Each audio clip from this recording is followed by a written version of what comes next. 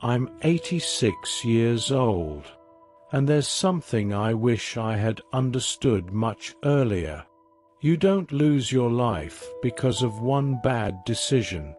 You lose it slowly, by living a life that was never really yours.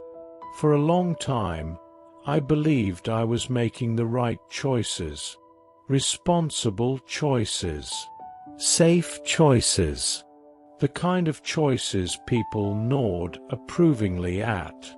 I followed paths that made sense to others, paths that looked stable, paths that came with expectations already attached.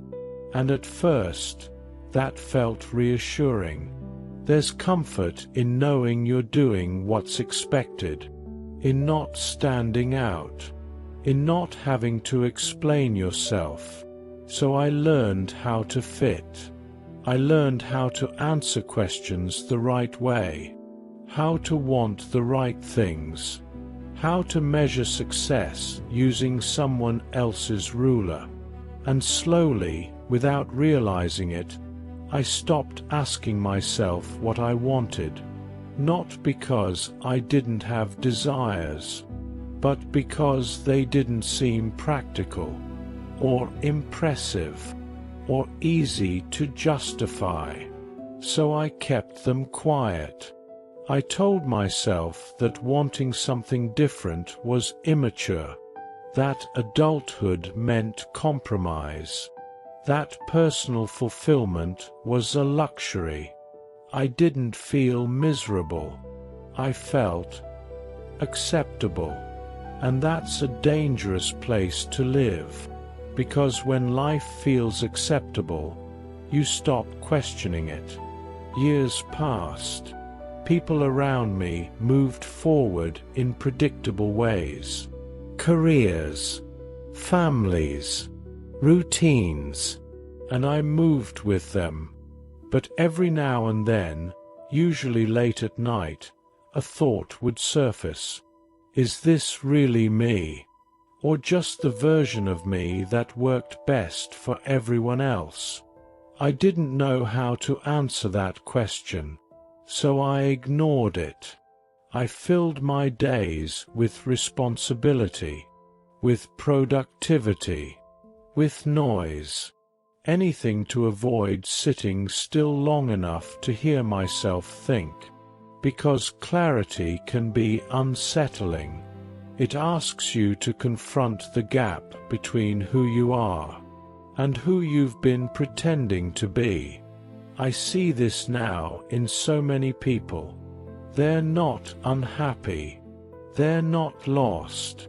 They're just living someone else's idea of a good life, a life that looks correct from the outside, but feels strangely empty on the inside. Comparison plays a quiet role in this. We look around and measure ourselves constantly, not always consciously. Who's ahead? Who's behind?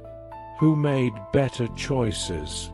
And without realizing it, we adjust our direction. We chase what looks respectable.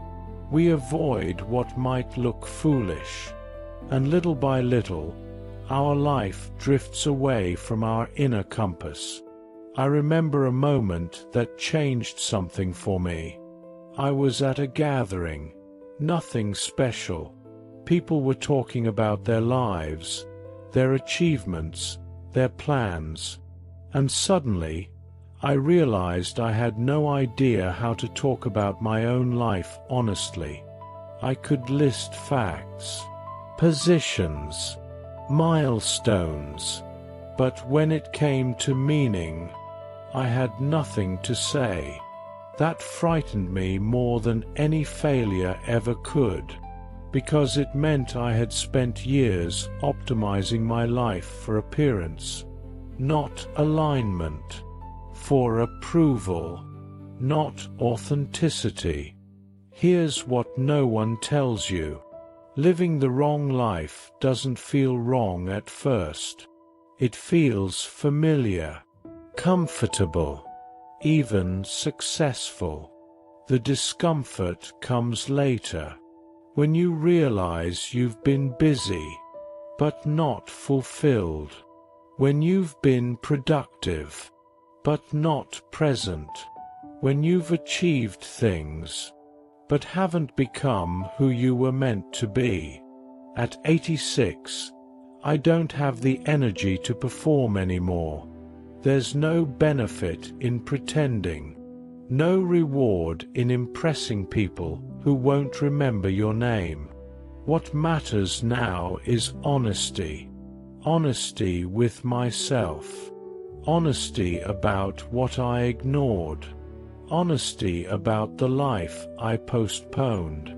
I don't believe we're meant to live extraordinary lives, but I do believe we're meant to live honest ones.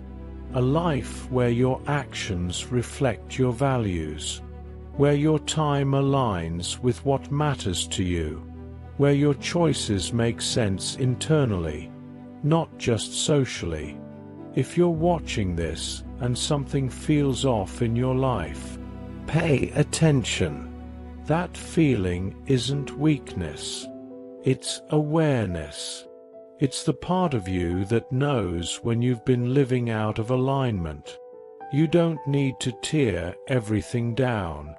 You don't need a dramatic reinvention. You just need to start asking better questions. Why am I doing this? Who is this really for? What part of me have I been neglecting? Because the longer you ignore those questions, the harder they become to answer. I wish I had trusted myself sooner. I wish I had believed that it was okay to want a different rhythm, a different definition of success, a different kind of life. Not louder, not bigger, just more true. Time has a way of simplifying things. When you reach this stage of life, the noise falls away, and what remains is clarity. You see how much energy you spent trying to fit into spaces that were never designed for you.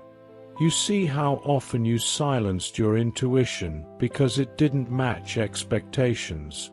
And you realize that the cost of living someone else's life is always paid by you. Not immediately, but eventually. If I could say one thing to my younger self, it would be this: stop outsourcing your life. Stop letting fear decide for you. Stop measuring yourself by standards that don't reflect who you are. Your life doesn't need to make sense to everyone. It only needs to make sense to you. Because one day, you'll be the one looking back, not them. Before the last day comes, make sure the life you're living is actually yours. Not the one that looked right. Not the one that was expected. But the one that feels honest when no one else is watching.